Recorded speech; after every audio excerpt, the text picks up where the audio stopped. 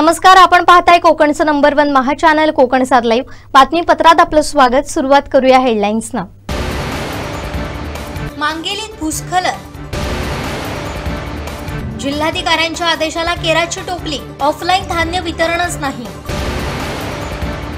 आणि मासेमारी हंगामाच्या सुरुवातीला संघर्ष पेटणार। आता पाहूया सविस्तर बातम्या। मुसळधार पावसामुळे दोडामार्गातील मांगेलीत भूस्खलन झालं।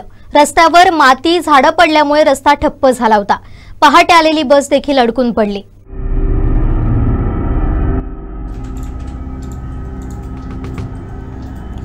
मांगेलीत भूस्खलन झालंय। संपूर्ण दरड रस्त्यावर आली आहे। माती आणि झाडं रस्त्यावर कोसळली आहेत। यामुळे येथील मार्ग बंद झालाय। गावात सकाळी जाणारी बस आता दुपारपर्यंत म्हणजे जवळपास 5 तासांपासून तिथंच अडकून पडली। त्यामुळे विद्यार्थी, कामाला जाणाऱ्या नागरिकांचे हाल झाले।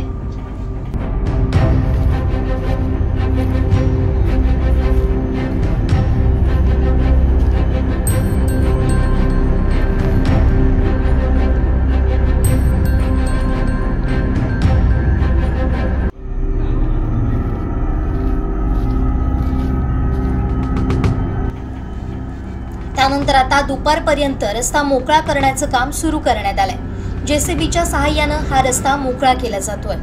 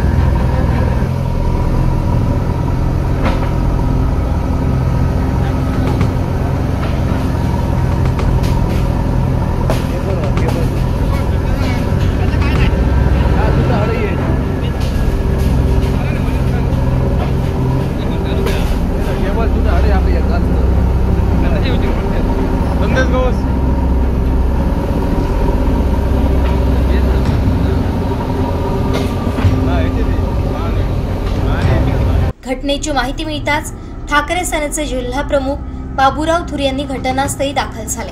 पाहणी करत महसूलच्या अधिकाऱ्यांना रस्ता तात्काळ खुला करण्याचे आदेश दिले।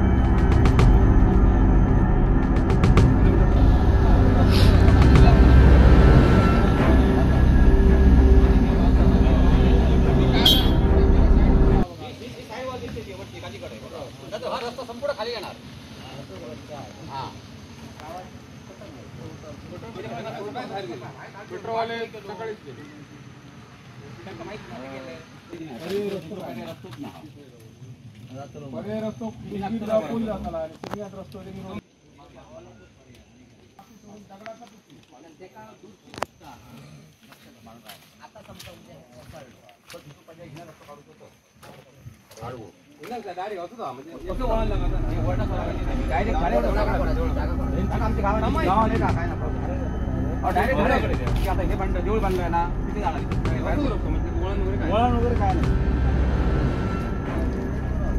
आणि स्टेट आहे एकदम। यावेळी त्यांच्यासोबत तालुका प्रमुख संजय गवस, युवा सेना तालुका प्रमुख मदन राणे, युवा सोशल मीडिया प्रमुख संदेश राणे, संदेश कवस, लक्ष्मण आयनोडकर, सचिन केसरकर, राष्ट्रवादीचे तालुका प्रमुख प्रदीप चंदेलकर, गौतम महाले, उल्हास नाईक उपस्थित होते।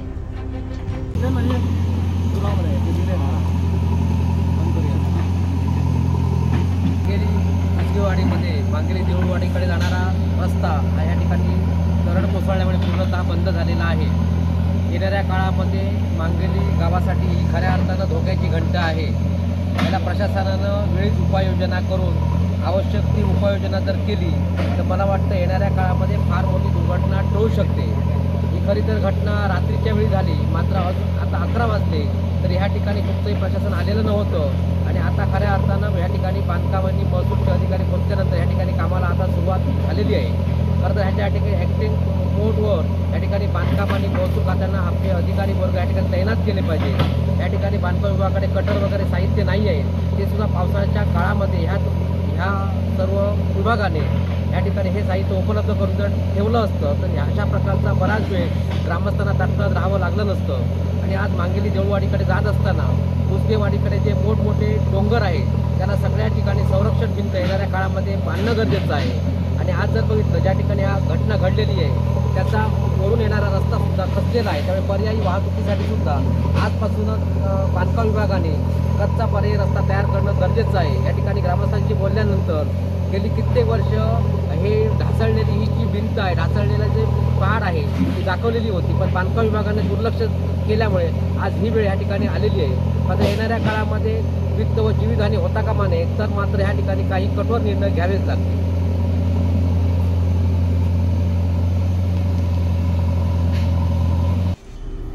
दरम्यान मुसळधार पावसामुळे या ठिकाणी बऱ्याच भागात डोंगराला भेगा गेलाय, तर येथील काळ्या दगडाच्या क्वारींमुळे मोठ्या प्रमाणात ब्लास्टिंग होत असल्यानं हा मोठा अपघात घडलाय, असं येथील सामाजिक कार्यकर्ते मांगेली येथील रहिवासी सुनील गवस यांनी म्हटलंय। आज मांगेली या ठिकाणी कुसगेवाडी धार या ठिकाणी जी दरड कोसळलेली आहे त्यामुळे सर्व म्हणजे आपली एस टी वाहतूक, मुलांची शैक्षणिक म्हणजे जी मुलं शाळेला वगैरे जाणारी होती सर्व कोलमडून गेलेलं आहे। मुलं सगळी घरी बसलेली आहेत। याला प्रामुख्याने मी आपलं दोडामार्ग महसूल विभाग यांना जबाबदार धरतो, कारण या ठिकाणी ज्या 2 क्वाऱ्या कार्यरत आहे काळ्या दगडाच्या खाणी त्याच्या सततच्या प्लॅस्टिकमुळे या अक्षरशः या डोंगराला काही ठिकाणी भेगा पडल्या होत्या, त्याचीसुद्धा नोंद आपल्या जिल्हाधिकारी कार्यालय या ठिकाणी आहे। मात्र अनेक वेळा निवेदने देऊनसुद्धा त्यांनी या ठिकाणी पूर्णपणे दुर्लक्ष केलेलं आहे। भविष्यात हा रस्ता खचून लोकांच्या ज्या दळणवळणाच्या सुविधा आहेत त्या बंद होणार आहे आणि अशा या महसूलच्या आडमुठेपणामुळे आज मांगेलीवासियांना हे हाल भोगावे लागते। आता ही परिस्थिती तुम्ही बघितलात की आता या ठिकाणी हे सार्वजनिक बांधकाम विभागाने या ठिकाणी त्यांची मशिनरी वगैरे घेऊन रस्ता जो रस्त्यावरती घाळ कोसळलेला आहे तो रस्ता सुरळीत करण्याचं काम चालू आहे। तर माझं म्हणणं आहे की याच्यापुढे काहीतरी विघातक गोष्ट न घडू नये यासाठी महसूल यंत्रणेने तसेच सरकारने याच्याकडे गांभीर्याने लक्ष देऊन या ठिकाणी कार्यवाही करण्याची गरज आहे। काल संध्याकाळी 11 वाजता दरम्यान हे घडलेलं आहे। नैसर्गिक आपत्ती लगातार 1-1.5 महिना पाऊस सुरू आहे, त्याच्यामुळे ते वरून रस्ता आहे, खालून रस्ता आहे, पण थोडा क्रॉस आहे, त्याच्यामध्ये भर असल्यामुळे तो रस्ता खचलेला आहे आणि पाऊस काय बंद होत नाही आहे आणि गावात म्हणजे आजूबाजूला कादू आहे त्याचं नुकसान झालं आहे थोडंसं आणि लोकांची गैरसोय झाली आहे। गाड्यातनं जाण्यात साहित्य मुलं आहेत आज गेले नाही, आता 10 वाजता जाणार ती पण नाही गेलेले आहेत, म्हणजे जवळजवळ सर्वच मुलांची आता गैरसोय झाली आहे गावाची। आणि पर्यायी म्हणजे रस्ता हा आता पुढे पण डेंजर आहे, वडणं आहे तो, ते समोर रस्ता देण्याची मागणी करतो गाववाले ग्रामस्थांना समोर द्यावा असा। हां शिरा डायरेक्ट वरती जाणार तो डायरेक्ट।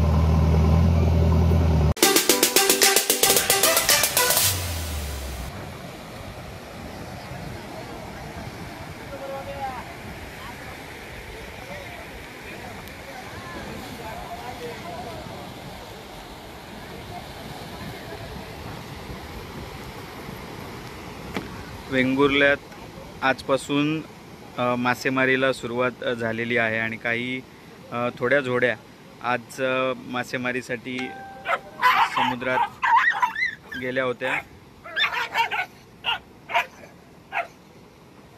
काही बंद असलेली मासेमारी जी होती ती आजपासून सुरुवात झालेली आहे आणि काहीच होड्या आज मासेमारीसाठी समुद्रात गेलेल्या होत्या आणि यांना काही कमी प्रमाणात मासे मिळालेले आहेत।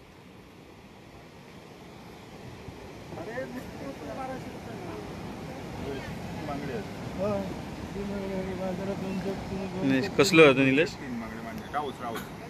रावस कसं मिळालं तो? 1200 रुपये रावस। महाग आहेत मासे, कारण आजपासूनच मासेमारीला सुरुवात झालेली आहे आणि कमी होड्या गेल्यामुळे काहीसे महाग मासे आहेत आणि थोडेच मासे मिळालेले आहेत। बघूया काय मासे आहेत ते। 2 होड्या इथे लागलेल्या आहेत आणि त्यांच्याकडे काय मासे आहेत ते बघूया।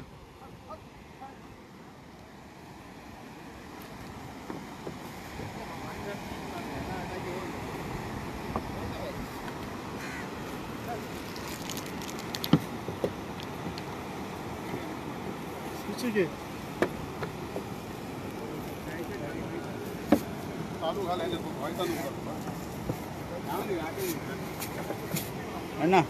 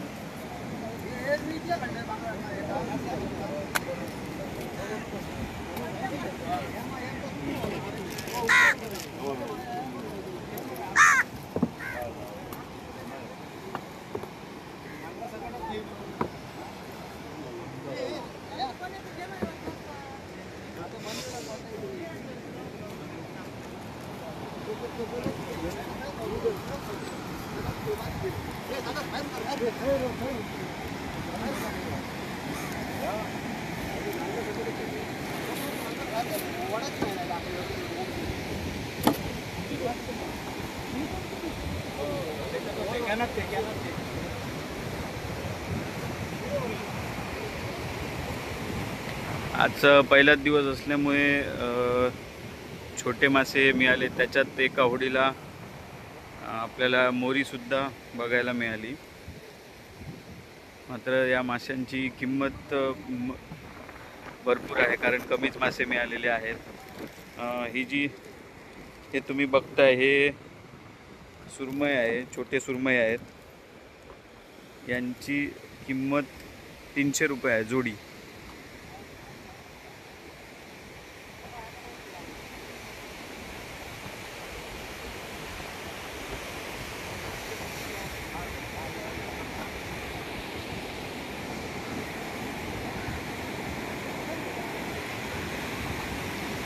आजपासूनच सुरुवात झालेली आहे आणि उद्यापासून अजून सुद्धा होड्या या ठिकाणी जातील आणि आता मासेमारी या ठिकाणी सुरू होईल। त्यामुळे सर्व मत्स्य खवय्यांना पुढील काळात ताजे मासे खायला मिळतील, जे बऱ्याच दिवस प्रतीक्षेत होते, त्यांना आता यापुढे ताजे मासे वेंगुर्ल्यात मिळणार आहेत।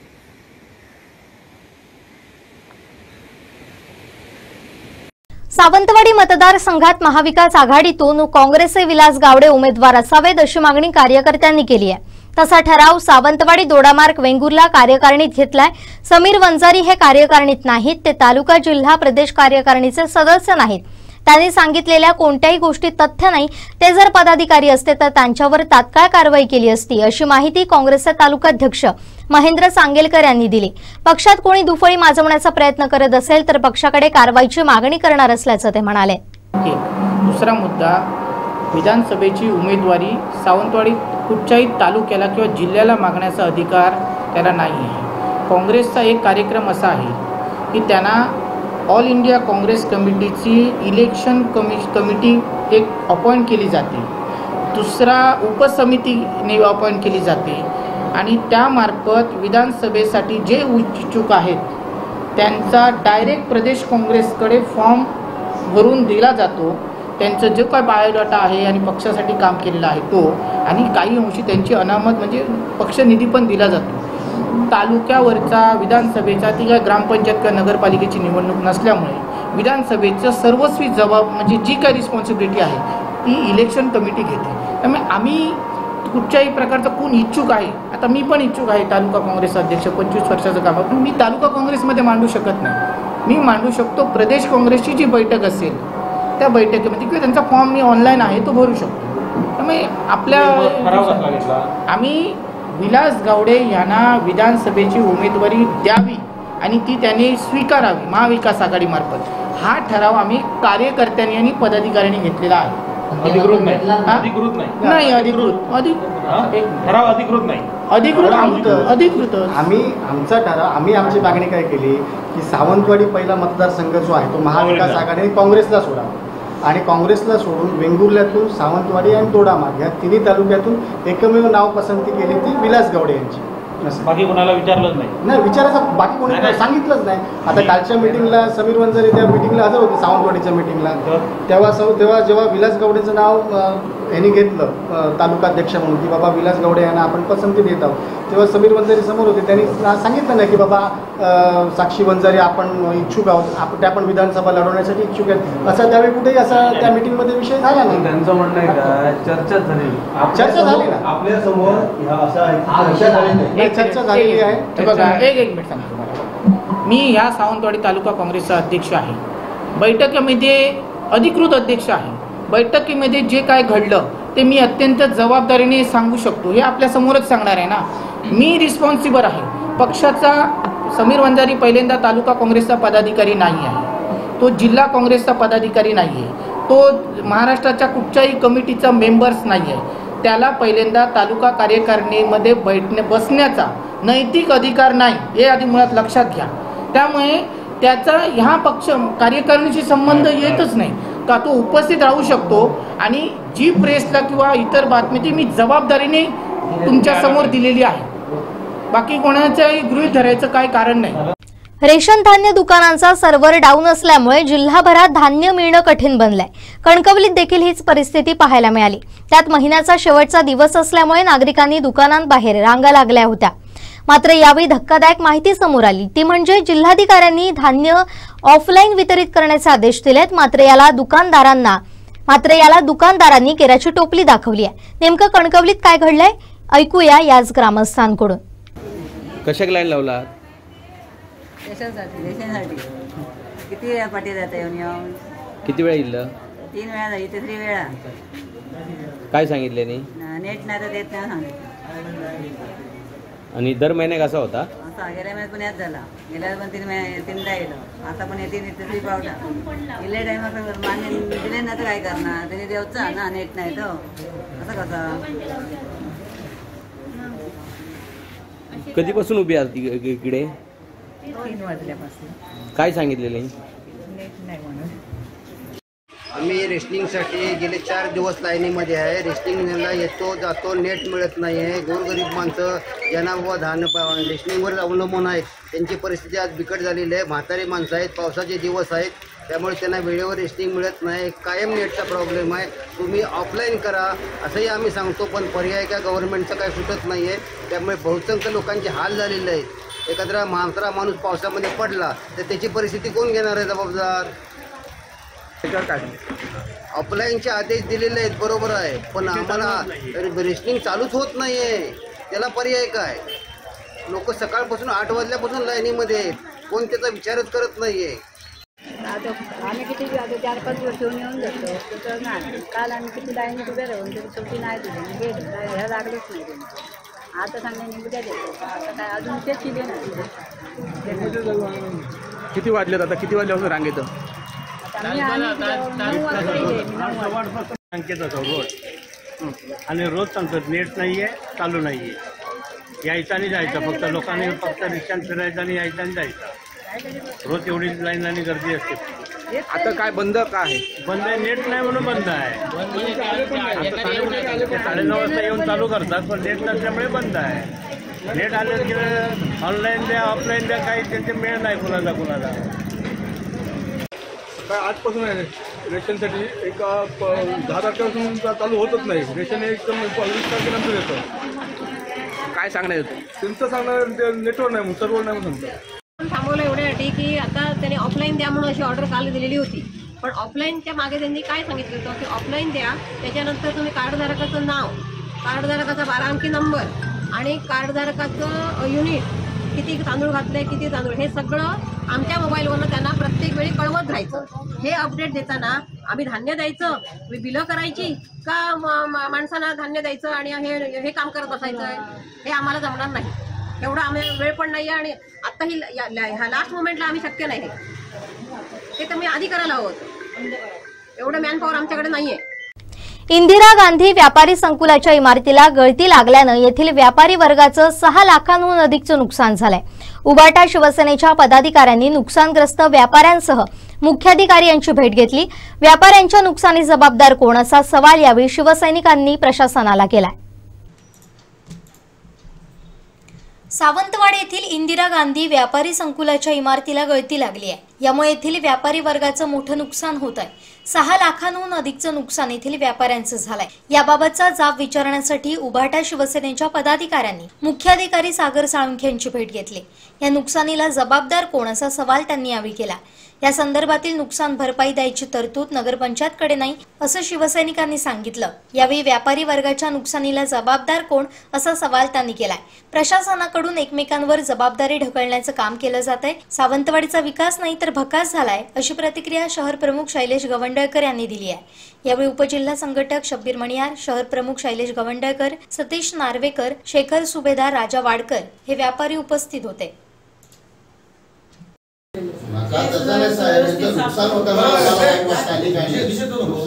गेल्या वर्षी जो लिकेज होतं पूर्ण कॉम्प्लेक्स, आता प्लॅस्टिकचा विषय आला, पण गेल्या वर्षी जो कॉम्प्लेक्स निधी मागणी करून आपण एस्टिमेट केलं, तो पण नुकसान होता ना निधीशिवाय. मका सांगा त्यांना 2-3 लाखाचं नुकसान, ह्यांचं असा त्यांचं ते कपडे पिशवीत भरून ठेवले आणि त्यांच्यानी. मी म्हटलं म्हणून तुम्हाला साहेब मी फोन लावला, जर मार्केटात येऊन तुम्ही सर्वे करा. मग हे आले पुढं कसं आहे दुकान सुद्धा उघडलं नाही. इतके लोक एक कपडा सुद्धा विकायला सगळ्यांची कर्ज आहेत, तुम्ही काही करू शकत नाही. तुम्हाला खरंच काही दाखवतो, पेपर दाखवतो, प्रत्येकाची कर्ज आहेत.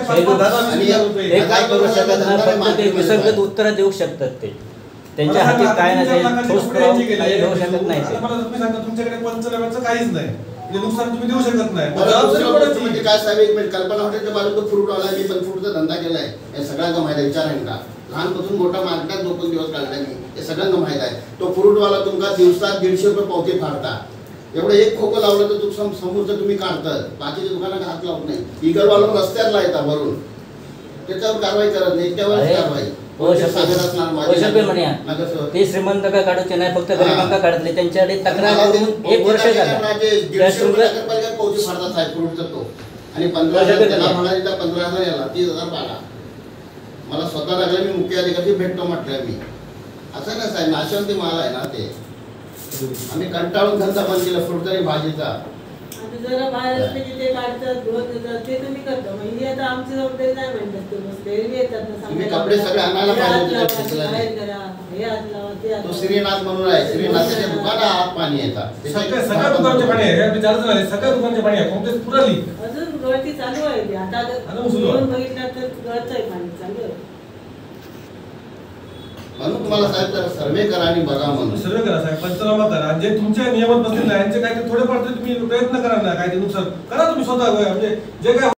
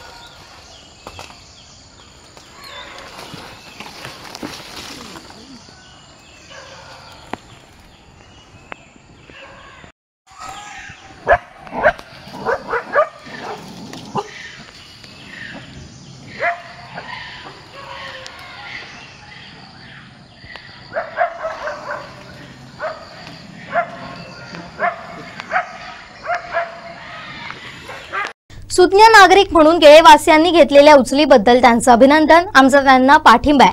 कावळे सातवर कोणाचा तरी डोळा आहे असं मंत्री दीपक केसरकरांनी म्हटलं होतं. त्यामुळे जमीन लाटणारी मंडळी कोण हे केसरकरांनी जाहीर करावं.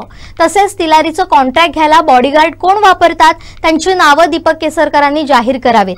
जबाबदार मंत्री असताना नाव घ्यायला घाबरू नयेत असा टोला उबाठा शिवसेनेचे विधानसभा मतदारसंघ प्रमुख रुपेश राऊळ यांनी हाणलाय.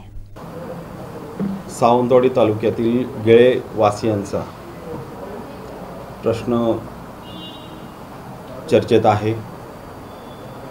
मी सर्वप्रथम आपल्या माध्यमातून गेळेवासियांचं अभिनंदन करतो की त्यांनी ज्या पद्धतीने सुज्ञ नागरिक म्हणून एक विचार असतील आणि आपला प्रश्न सोडवण्यासाठी जी काही उचल घेतली, जे काय आंदोलनाचा पवित्रा घेतला, तो त्यांचा योग्यच आहे, त्याला आमचा पाठिंबा आहे. परंतु ज्या पद्धतीने गेली अनेक वर्ष दिशाभूल करणारे, मग ते केसरकर असतील नाही तर भाजपवाले असतील, म्हणजे पेढे वाटले आणि ढोलही वाजवले, हे सर्व प्रकार करून गेळेवासियांनी योग्य भूमिका घेतली किंवा त्यांनी ओळखलं आणि जो काही जालीम उपाय त्यांनी आजच्या निवडणुकीच्या तोंडावरती घेतला ना, म्हणजे जे आंदोलन उभारलं आणि जी भूमिका घेतली ती खरोखर त्यांची कौतुकास्पद आहे. आम्ही त्यांच्या पूर्ण पाठीशी आहोत. गेली अनेक वर्ष हा प्रलंबित असलेला प्रश्न म्हणजे आंबोली, गेळे असेल, चौकुळ असेल, निवडणूक आली की हा प्रश्न कोणतरी सांगतं मी 1 महिन्याभरात सोडवणार, परंतु निवडणूक झाली की चक्क 5 वर्ष यांना आठवणच त्या गोष्टीची राहत नाही. व पुन्हा एकदा निवडणूक आली की यांना आठवण होते. कबुलातदार प्रश्न सोडवला पाहिजे, वनसंज्ञा असेल, अन्य सगळे प्रश्न हे सोडवले पाहिजेत, वने असेल, महाराष्ट्र शासनाच्या जमिनी असतील, हा सगळा प्रश्न सोडवले पाहिजेत, ही त्यांना जाग येते. परंतु गेळेवासियांनी जे धारिष्ठ दाखवलं त्याबद्दल गेळेवासियांचं कौतुक करावं तेवढं कमी आहे. आणि त्यांनी ही घेतलेली उचल ही योग्य दिशेने आहे आणि योग्य दिशेने माझा आज केसरकर असतील नाही तर भाजपवासियांना असतील, भाजपना सांगणं असेल, तुमच्यात हिंमत असेल तर त्यांना न्याय देऊन दाखवाच. गेळेवासियांचा प्रश्न सोडवूनच दाखवा. केसरकरांनी अनेक वेळा केसरकरांनी आपलं म्हणणं मांडताना सांगितलेलं आहे की हे मंत्रिपद मला जनतेच्या सेवेसाठी पाहिजे. हे फक्त बोलण्यापुरतं राहू नये तर कृतीतून दाखवा. केसरकरांमध्ये हिंमत असेल आणि भाजपवासियांमध्ये जर हिंमत असेल तर त्यांनी ते करून दाखवावं. माझं केसरकरांना दुसरं आव्हान आहे. आता केसरकरांनी कारणं देणं सोडवावं. केसरकर प्रश्न सुटला नाही, मल्टीस्पेशालिस्ट सुटला नाही, उद्धव साहेबांना, राऊत साहेबांना म्हणाले यांच्यामुळे सुटला नाही, आणि काय बस स्थानक सुटला नाही तर ह्याच्यामुळे सुटलं नाही. काल गेळेवासियांसंदर्भात सुद्धा त्यांनी पडद्याच्या मागची भूमिका घेतली. हा जमीन प्रश्न कोणाच्या तरी त्या जमिनींवरती डोळा आहे. एक जमीन लाटणारी माणसं सिंधुदुर्गात येत आहेत, ती नेमकी कोण ते जाहीर करा ना. तुम्ही लोकप्रतिनिधी आहात, आमदार आहात, इथले मंत्री आहात. तुम्ही जर असे घाबरायला लागला जाहीर करताना नावं तर जनतेने काय करायचं? जनतेला समजलं पाहिजे ही व्यक्ती कोण आहे.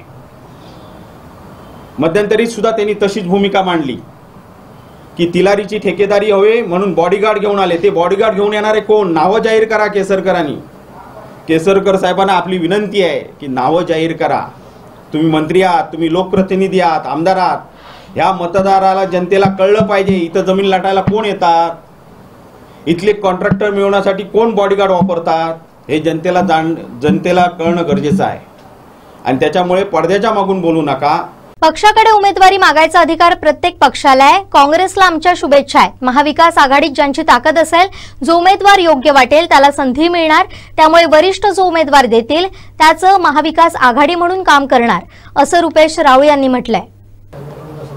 एक लक्षात घ्या, प्रत्येक पक्षाला आपलं हक्क आहे, अधिकार आहे उमेदवार मागायचा आणि आपल्याला पक्षाकडून इथे निवडणूक लढवायला मिळावी म्हणून ते त्यांचं म्हणणं मागतायत.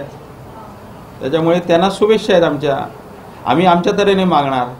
जो वरिष्ठांना ज्या पक्षाची ताकद दिसेल, ज्या पक्षाचा योग्य उमेदवार दिसेल त्याला 100% महाविकास आघाडी म्हणून उमेदवारी मिळेल आणि त्या पद्धतीने आम्ही सगळेजण एकत्र महाविकास आघाडी म्हणून काम करू. पारंपरिक मच्छीमार जगला पाहिजे असं मत्स्य धोरण असायला हवं. मात्र मच्छीमार संघटनांनी LED लाईट मासेमारीला परवानगी मिळावी आणि या मागणीचा आम्ही निषेध करतो. अनधिकृत मासेमारी विरोधात पुन्हा एकदा मोठा लढा उभारण्यास पारंपरिक मच्छीमार सज्ज आहेत, असा इशारा मालवण दांडी इथं पत्रकार परिषदेत पारंपरिक मच्छीमारांच्या विविध संघटनांच्या प्रतिनिधींनी दिलाय. काल झालेल्या फेडरेशनच्या बैठकीमध्ये की सर्वच मच्छीमार ते LED असो, प्रशासन असो, तर त्यांना सुद्धा मुभा द्यावी हे जे बोलले आहेत फेडरेशनचे फेडरेशन अध्यक्ष, फेडरेशनवाले असतील, तर त्यांचा आम्ही पारंपरिक मच्छीमार आणि मी स्वतः पारंपरिक मच्छीमारा असून मी यांचा निषेध करत आहे. कारण आजपर्यंत जो संघर्ष झाला, पारंपरिक मच्छीमारांनी भरपूर संघर्ष केला, आज त्यांना न्याय मिळाला. न्याय मिळाला, काही कायद्यात बदल झाले, तर त्यात फेडरेशनचा काही एक हातभार किंवा काही एक योगदान नव्हतं. ते फक्त आणि फक्त पारंपरिक मच्छीमार आणि पारंपरिक मच्छीमार हे संलग्न असलेल्या संघटनामुळेच झालेलं आहे. त्याच्यामुळे पारंपरिक मच्छीमार जो काय आपली मतं मांडतील त्या समितीने त्याचा स्वीकार करावा, जी मी शासनाला विनंती करतो. महाराष्ट्र शासनाच्या वतीने ते नवीन मत्स्य धोरण बनवलं जात आहे. त्या मत्स्य धोरणाबद्दल आपल्याला आधीच काही 8-10 दिवसापूर्वीपासून कळायला सुरुवात झाली की महाराष्ट्रात नवीन मत्स्य धोरण तयार केलं जाते. त्यात सर्व मच्छीमारांचा समावेश करावा असं सर्व लोकप्रतिनिधी किंवा इतर अधिकारी असं म्हणतायत.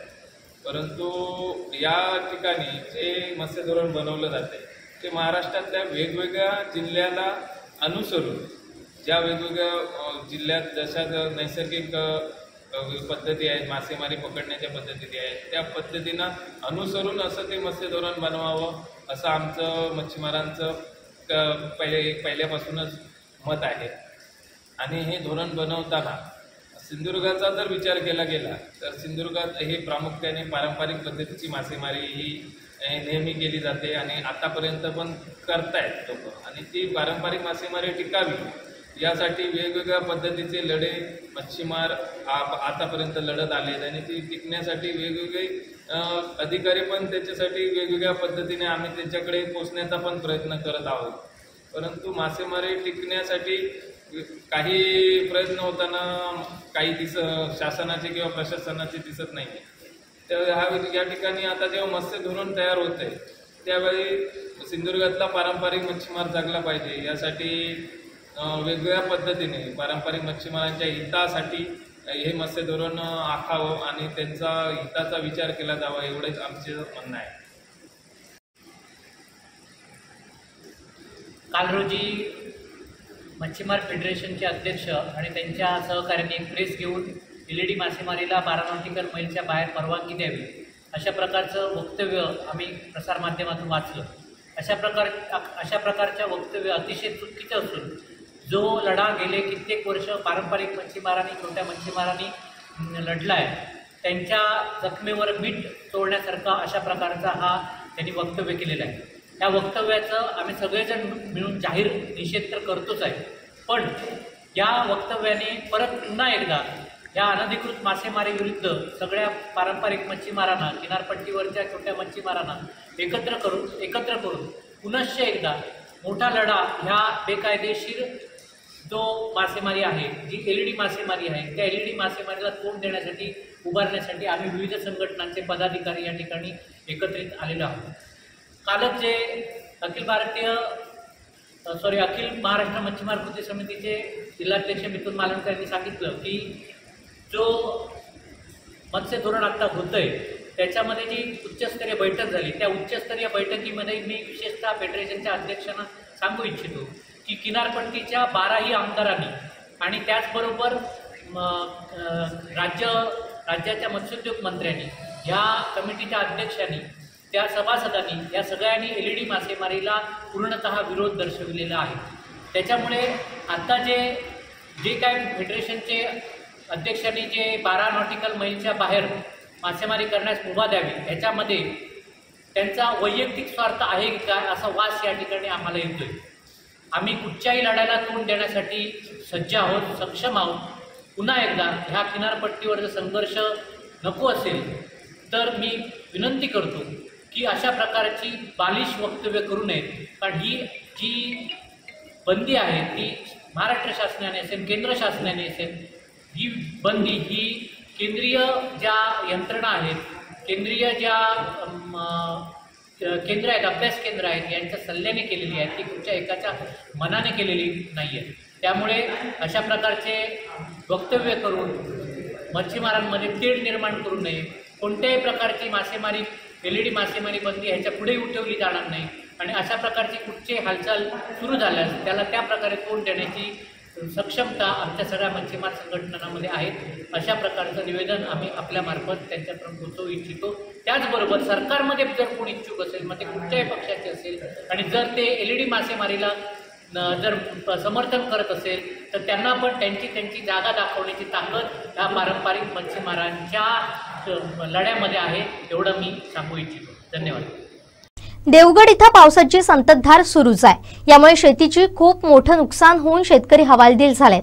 सततचा पाऊस नदी किनारी भागातील नदीचं पाणी शेतात घुसत आहे. त्यामुळे ओव्हरफ्लो होऊन शेतात आल्यामुळे भात पिकाचं नुकसान झालंय. भाताची रोपं पाण्याखाली राहून कुजून फुकट गेली आहेत. त्यामुळे शेतीचं मोठं नुकसान झालंय. त्यामुळे शेतकरी चिंताग्रस्त बनलाय.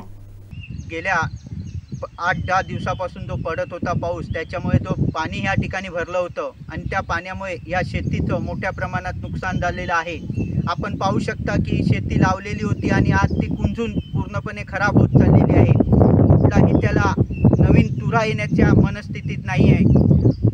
हा का पाणी भरतोय तर याचं कारण पियाळी नदी पूर्णपणे भरून ओव्हरफ्लो होते आणि नंतर या शेतामध्ये 10-12 दिवस पाणी भरून राहिल्यामुळे शेताचं मोठ्या प्रमाणात नुकसान झालं आहे. ह्या जवळपास 1 एकरपेक्षाही जास्त जमीन, या शेती जमीन खराब झालेली आहे.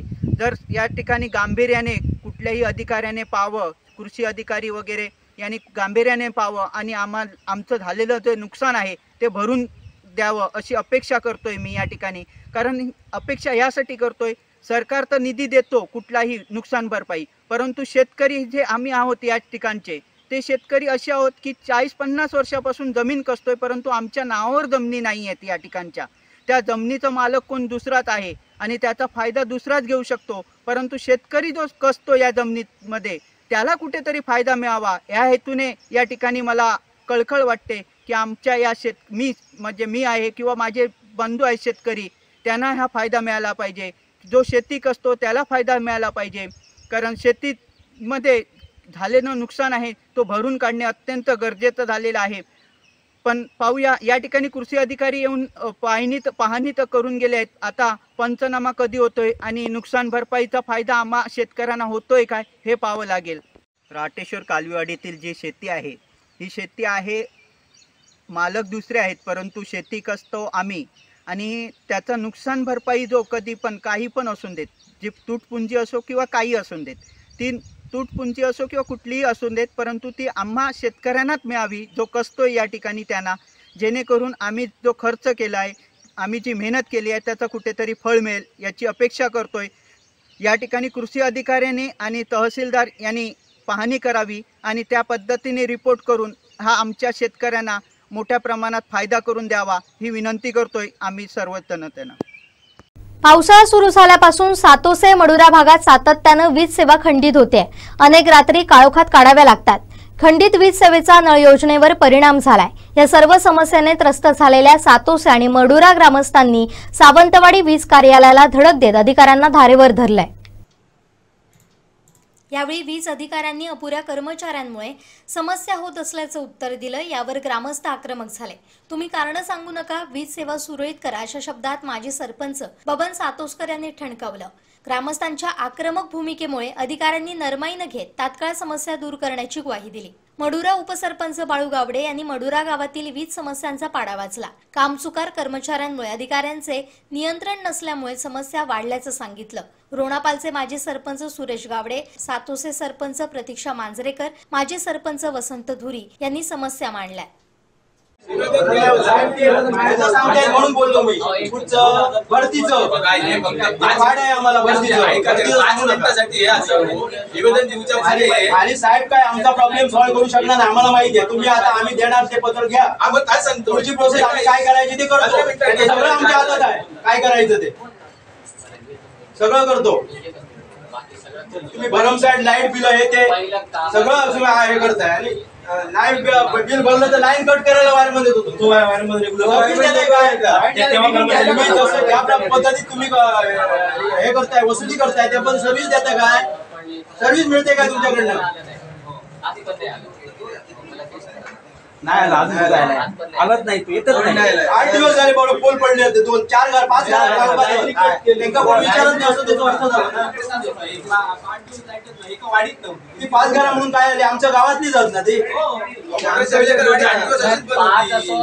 2 वाड्या माझ्या अशा आहेत 25 घर आहेत 25 घर आहेत. सातोसे देऊळवाडी बंद आहे. देऊळवाडी सातोसे देऊळवाडी बंद आहे पूर्ण वाडी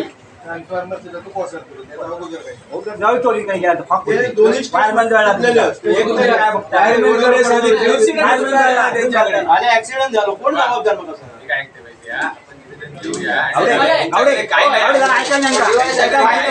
स्पष्टीकरण द्यायची गरज नाही आम्हाला.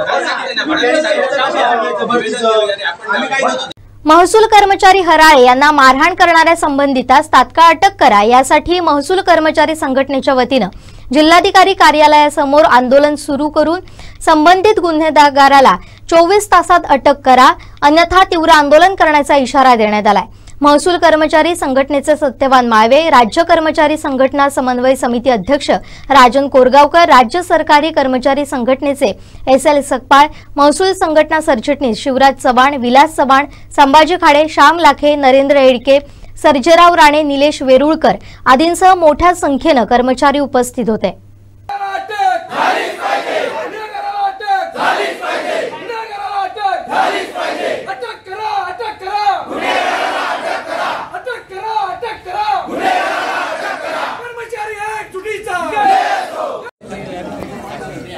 सावंतवाडी येथील महसूल कार्यालयामध्ये एका कर्मचाऱ्याला मारहाण झालेली आहे. या मारहाणीच्या विरोधात महसूल कर्मचाऱ्यांनी आज 1 दिवसाची रजा टाकून कामबंद आंदोलन केलेले आणि या ठिकाणी ते जिल्हाधिकारी कार्यालयासमोर धरणे आंदोलन करून आहे.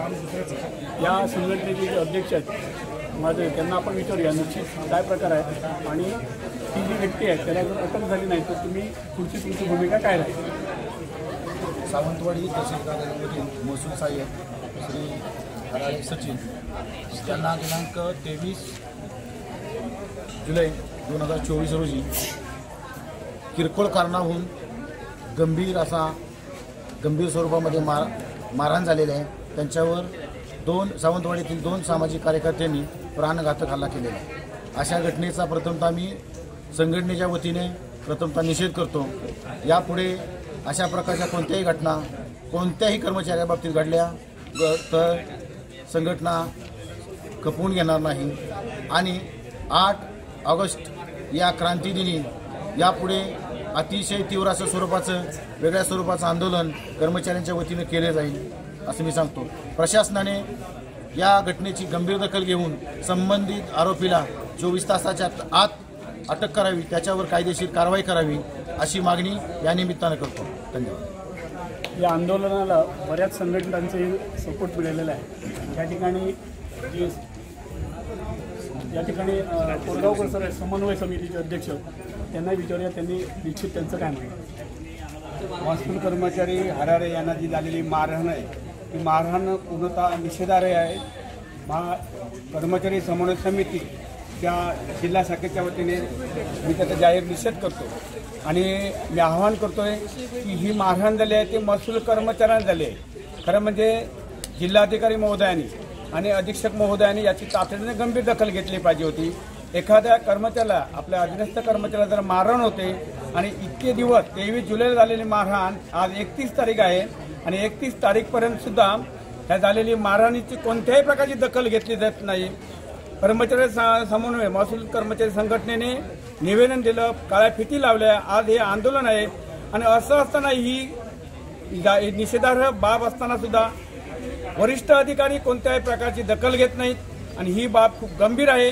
आणि जर या जो बेपर्वा जो गुन्हेगार आहे त्या गुन्हेगाराला 24 तासाच्या आत जर अटक केली गेली नाही तर कर्मचारी समन्वय समितीच्या माध्यमातून 8 ऑगस्टला भव्य आणि दिव्य असा मोठा निषेध मोर्चा काढला जाईल आणि त्याची सर्वस्वी जबाबदारी या प्रशासनावर राहील याची त्यांनी नोंद घ्यावी.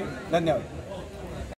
त्याच्याबरोबर इतर सर्व संघटना आक्रमक झालेले आहेत आणि या ज्यांनी मारहाण केली त्याला 24 तासाच्या आत अटक करावी असं त्यांचं म्हणणं आहे. आपल्यासोबत अजूनही काही जण त्यांच्याशी संपर्क करतात. सावंतवाडीमध्ये महसूल कर्मचाऱ्याला जी मारहाण झाली ती निषेधार्ह आहे. कारण का आपला जो कर्मचारी आहे हा तळागाळात जाऊन आपलं काम शासनाची सेवा बजावत असतो आणि असं प्रामाणिकपणे काम करत असताना संबंधित माणसाचा स्वतःचा कुठल्याही प्रकारचा अर्ज किंवा निवेदन नसताना दुसऱ्याच्या अर्जावर बोट ठेवून संबंधित कर्मचाऱ्याला मारझोड करणं हे निषेधार्ह आहे आणि नियमबाह्य आहे. एखाद्या शासकीय कर्मचाऱ्याने जर चूक केली असेल तर त्याच्या वरिष्ठाकडे तक्रार करणे किंवा त्याच्याबद्दल चौकशी करणे हे त्यांच्या वरिष्ठाकडे तक्रार करणं गरजेचं आहे. त्याला मारझोड करणं हा काही नियम नाही आणि ही पद्धत नाही. ही पद्धत अतिशय चुकीची आहे आणि या पद्धतीचा राज्य सरकारी कर्मचारी समन्वय समितीच्या वतीनं आम्ही त्याचा जाहीर निषेध करतो आणि संबंधित गुन्हेगाराला जर अटक झाली नाही तर कोरगावकर सरांनी सांगितल्याप्रमाणे आम्ही यापुढं तीव्र आंदोलन करू आणि त्यासाठी अख्खा महाराष्ट्र या महसूल कर्मचारी संघटनेच्या पाठीशी उभा राहील आणि आमचा हक्क आणि न्याय आम्ही त्या आमच्या कर्मचाऱ्याला मिळवून देऊ या ठिकाणी आम्ही असं त्यांना आव्हान करतो. आणि जिल्हाधिकारी आणि अधीक्षक साहेबांना विनंती करतो की तुम्ही सुद्धा एक कर्मचारी आहात. क्लास 4 पासून क्लास 1 पर्यंत सर्वच कर्मचारी आहेत. कर्मचाऱ्यावर झालेला अन्यायाबाबत जर तुम्ही दखल घेतली नाही तर आपल्या आधिपत्याखाली काम करणारा कर्मचारी असुरक्षित राहील आणि त्यामुळं त्या कर्मचाऱ्याला संरक्षण देणं ही त्यांची जबाबदारी आहे. आणि इतकं करून सुद्धा मारझोड करून सुद्धा संबंधित गुन्हेगारांनी त्याच कार्यालयामध्ये एक लेखी निवेदन दिलेलं आहे की शस्त्रधारी पोलीस तुम्ही तुमच्या कार्यालयात उपस्थित ठेवा म्हणजे जेणेकरून अजून पुन्हा एकदा त्या कर्मचाऱ्यावर हल्ला करण्याची दाट शक्यता आहे. तरी या गंभीर बाबीचा त्याच्या जीविताला धोका आहे. या गंभीर बाबीचा शासनाने विचार करून ताबडतोब संबंधिताला 24 तासाच्या आत अटक करावी ही आमची राज्य सरकारी समन्वय समितीच्या माध्यमातून तीव्र मागणी आहे आणि ती मागणी त्यांनी मान्य करावी. अन्यथा आम्ही पुढं जे तीव्र आंदोलन करू किंवा संपूर्ण जिल्हा किंवा संपूर्ण महाराष्ट्र बंद करू त्याची सर्वस्वी जबाबदारी ही प्रशासनाची राहील. त्याला कर्मचारी जबाबदार राहणार नाहीत. यानंतर आम्ही कुठल्याही प्रकारचं तुम्हाला आगाऊ नोटीस देणार नाही. आम्ही सरळशील मार्गानं सगळ्या नोटिसा द्यायच्या दिलेल्या आहेत आणि ह्या देऊन सुद्धा जर तुम्ही त्याची दखल घेत नसाल तर यापुढे तुम्हाला कुठल्या प्रकारची नोटीस न देता कोणत्याही वेळी कसलंही तीव्र आंदोलन करण्यास आम्ही मुक्त आहोत हे या ठिकाणी जाहीरपणे सांगतो. धन्यवाद. भावना खूप तीव्र आहेत. या भावनांचा काय निश्चित परिणाम होतो हे आपल्याला लवकरच दिसेल. कोकण 7 लाईव्हसाठी लहू माडेश्वर, सिंधुदुर्ग. मंत्री म्हणून सत्तेतील ताकद जादू केसरकरांकडे आहे, मात्र ती केसरकरांना कळली नाही. जनतेसाठी विकासासाठी त्यांनी याचा वापर केला नाही. सहज होणारी कामं करता आली नाहीत, त्यामुळे त्यांना मतं घालू नका. ते आता कामं करणार नाहीयेत. इंडिया आघाडीचा उमेदवार निवडून द्या, परिवर्तन करा असं आवाहन माजी राज्यमंत्री प्रवीण भोसले यांनी केलंय. ते काम कसं करावं ऐकून घ्या. ते काम कसं करावं याला मला माहिती आहे. तू मंत्री म्हणून करू शकतो. मंत्री म्हणून सत्तेत काय जादू आहे, सत्तेमध्ये काय ताकद आहे ती तुझ्याकडे आहे. जे मला शरद पवार होते तसे तुला आता शिंदे मिळालेत. तसे आम्हाला नेते शरद पवार साहेबांच्यामुळे मी म्हणतो आम्ही काय लहान कार्यकर्ते हो, पण त्यांनी नेतृत्व दिल्याबरोबर आम्ही करणारा मीच होतो ना, घडवणारा मीच होतो, फील्डवर जाणारा मीच होतो, हात जोडणारा मीच होतो, मागणारा मीच होतो, करणारा मीच होतो. का तसं तुम्हाला करायला काय मला सांगा. तुम्ही पदं घेताय करत त्या माझं त्याला आव्हान कामाच्याबद्दल तू मोठा का मी मोठा असं आव्हान नाही. तर हे सहजगत्या होणार तू का करू शकत नाही, तू का करत नाही आणि कर. आणि तू जर लोकांना माझं सांगणं आहे की हा करणार नाही त्याला आता मतं घालू नका, याला आता परिवर्तन करा आणि योग्य माणूस इंडिया आघाडीचा आता ते इंडिया आघाडीवर आहे कोणाला उमेदवारी द्यावी ते ठरवतील इंडिया आघाडी आणि त्याच्यातून आता पुढचा कार्यक्रम करावा. 50% धान्य दिलं पाहिजे होतं. चूक आमची आहे का? तुमची लॉगिंग सिस्टीम बाधित झाली, पाहणी केली, किती केलं, काय केलं, आलं याच्यामध्ये पण आम्हाला जाता येतं. आम्ही तुम्हाला सहकार्य करतो, सहकार्य घ्यायला शिकलो. धान्य घेता अपराधी नाही किंवा आणि काय नाही, आमचा हक्क घेत आहोत आम्ही. 8 दिवस धान्य नाही तर उपाशी मारावं लागेल. आजारी माणसाने काय करायचं, लहान मुलांनी काय करायचं? साहेबांना तुम्ही सांगा, आम्ही भेटण्यासाठी आलेलो, आमचं निवेदन आहे आम्ही देतोय. आलं धान्य दुकान बद्दल तक्रारी करा, तुम्ही बोलवून घ्या. परत साहेबांनी आम्हाला कॉल करू द्या, आमच्या सिस्टमला साहेबांनी येऊन भेटेल, दुकानदाराला बोलूया समक्ष न पेक्षा त्याचा परवाना रद्द करण्यासाठी आम्ही इथं आग्रह धरतो.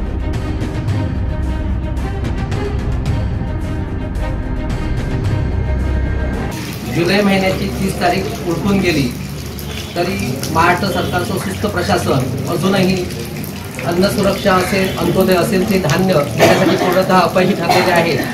महाविकास आघाडीतर्फे जर सोमवारपर्यंत हा संपूर्ण विषय क्लिअर करा, अन्यथा त्या तुमची धान्य दुकानं फोडून आम्ही जनतेला धान्य उपलब्ध करू अशा प्रकारचा शासनाला आम्ही इशारा दिलेला होता आणि रात्री त्यांचा शासन निर्णय झाला की ऑफलाईन देण्याचा.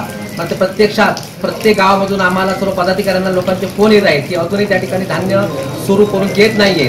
त्या ठिकाणी जाचगटी ऑफलाईन मध्ये सुद्धा जाचगटी ह्या सरकारने घातलेल्या आहेत. खरं तर राज्य सरकारची जबाबदारी होती, ज्या केंद्र सरकारने ज्याच्या गती घातलेल्या आहेत ते त्या स्तरावरती निपटारा करून आज गोरगरिबां लोकांना धान्य देणं गरजेचं होतं.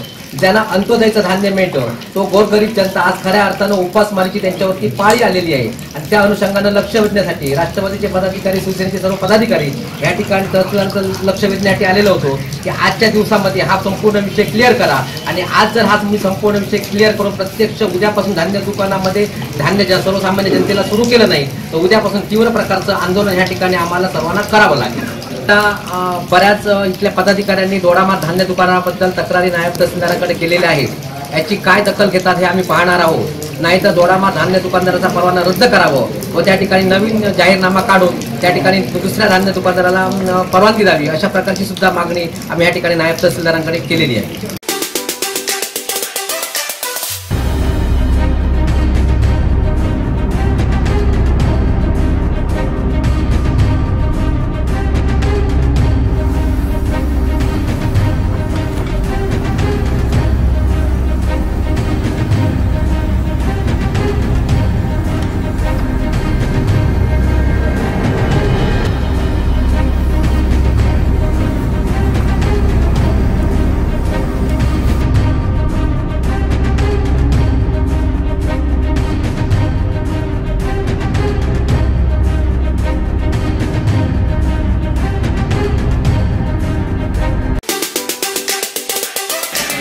जिल्ह्यातील प्राथमिक शाळांमध्ये शिक्षकांचे जे रिक्तपद आहेत त्या पदांवर जिल्ह्यातील जे शिक्षक आहेत त्यांच्या बदल्या कराव्यात असा आदेश होता. त्यानंतर नवीन भरती अशी शासनादेश होता. त्यानुसार सिंधुदुर्ग जिल्ह्यामध्ये जे शिक्षक आहेत, जे बदलीपात्र आहेत अशा शिक्षकांचं समायोजन काल पाठवून सुरू झालेलं आहे.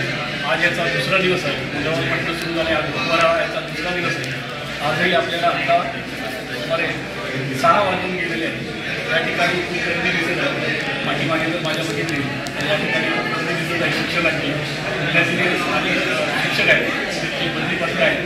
आज दिवसभरात कित्येक संवर्गांची समुपदेशन झालेलं आहे. संवर्गांमध्ये हे समायोजन सुरू आहे. यासाठी हे सर्व शिक्षक आलेले आहेत. आज याच्यामध्ये एकूण 337 अशी 337 आणि 327 अशा शिक्षकांना या बोलवण्यात आलेल्या आहे. ही जी प्रक्रिया सर्व आहे ती रात्री उशिरापर्यंत चालण्याची शक्यता आहे. यानंतर प्रत्यक्ष या सर्वांना नियुक्त्या भेटतील आणि नंतर हे शिक्षक आपापल्या ठिकाणी जातील. खरं म्हणजे आचारसंहितेच्या वेळातही जिल्हा प्रशासनाने वसत समायोजन घेतलं होतं आणि 160 शिक्षकांना म्हणजे काही शाळा त्यांना निश्चित केल्या होत्या. मात्र ते सर्व रद्द करून पुन्हा नव्याने ही प्रक्रिया राबविण्यात येत आहे आणि ही प्रक्रिया राबविल्यानंतर म्हणजे जे शिक्षक सर्व आहेत त्यांना अवघड ठिकाणचे शिक्षक जो भेटलेले आहेत त्यांना सोयीच्या जागा द्यावा असं निश्चित झालेलं होतं. त्याप्रमाणे ह्या त्यांना जागा दिल्या जातील आणि त्यानंतर यांना नियुक्ती मिळाल्यानंतर हे शिक्षक सर्व प्रत्यक्ष शाळांवर हजर राहतील. 2 महिन्यांच्या बंदी कालावधीनंतर मासेमारी अधिकृत सुरू झाली असली तरी खऱ्या अर्थानं नारळी पौर्णिमेलाच मासेमारीचा श्रीगणेश सुरू होईल। मात्र नवा मासेमारी हंगाम सुरू झाला असला तरी परराज्यातील नौका आणि अनधिकृत मासेमारीचं संकट हे मच्छीमारांसमोर कायम आहे। मासेमारी बंदी कालावधी 1 जून ते 31 जुलै असा एकसमान निश्चित करण्यात आला। त्यानुसार 2 महिने बंदी कालावधीनंतर नव्या मासेमारी हंगामास सुरुवात झाली आहे। यावर्षी पाऊस अजूनही कोसळत असून समुद्र खवळलेल्या स्थितीत आहे। अधूनमधून पावसाच्या सरी कोसळत आहेत। अजूनही समुद्र शांत झालेला नाहीये। त्यामुळे किनारपट्टीवर पारंपरिक प्रथेनुसार नारळी पौर्णिमेला समुद्राला श्रीफळ अर्पण करून त्यानंतरच नव्या मासेमारी हंगामाची सुरुवात केली जाईल। तोपर्यंत समुद्र पूर्णपणे शांत होतो। याचा विचार करता नारळी पौर्णिमेनंतरच मोठ्या नौका समुद्रात लोटल्या जातील असं बोललं जातं। जिल्ह्याच्या सागरी हद्दीत परप्रांतीयांची होणारी घुसखोरी सुरूच आहे। त्यानंतर कारवाईसाठी हायस्पीड गस्ती नौकांची आवश्यकता आहे। परप्रांतीयांचे अतिक्रमण रोखण्याचं मोठं आव्हान आहे। परराज्यातील हायस्पीड ट्रॉलर आणि बेकायदेशीर LED परससीन मासेमारी विरोधात दरवर्षी पारंपरिक मच्छीमार आंदोलन करतायत। अनेक उपोषणं आंदोलनं मच्छीमारांनी आजपर्यंत केली आहे। अनेक वेळा मासे खरेदी विक्रीही बंद ठेवली होती। मात्र मच्छीमारांचे प्रश्न जैसे थेच आहेत। सरकार कोणाचंही आलं तरी किनारपट्टी ही नेहमीच धगधगती राहिली आहे। आता मासेमारी हंगामाच्या सुरुवातीलाच पुन्हा एकदा संघर्षाची चिन्ह दिसू लागली आहे। नुकत्याच झालेल्या 2 पत्रकार परिषदांमधून याची झलक पाहायला मिळाली। कृष्णा ढोलम, कोकणसाद लाईव्ह, मालवण।